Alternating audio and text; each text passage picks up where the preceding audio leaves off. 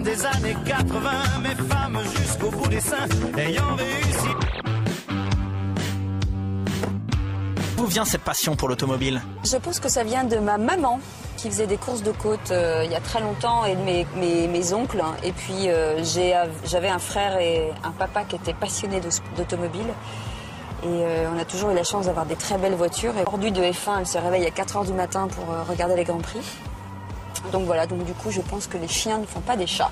J'ai de faire une école de pilotage et puis ça s'est bien passé. Donc du coup je suis arrivée en Belgique où j'ai fait ce qu'on appelle du procar, c'est-à-dire une vache. Pendant très longtemps, même si c'est une très vieille voiture.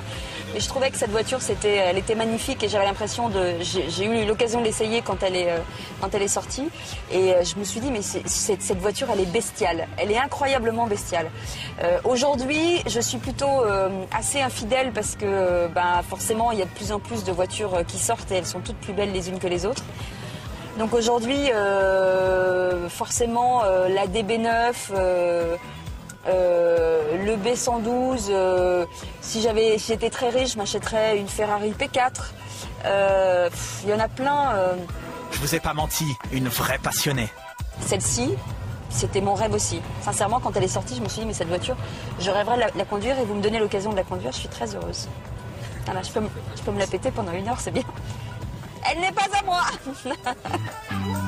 Déjà, quand je regarde les caractéristiques de cette voiture, c'est quand même 500 chevaux. Un moteur V8, donc forcément il y a un véritable ronronnement. On peut peut-être lui reprocher la lourdeur, le poids de la voiture par rapport à la puissance. Mais en tout cas, c'est une... Ah non, mais ce qu'on peut faire, j'ai une idée.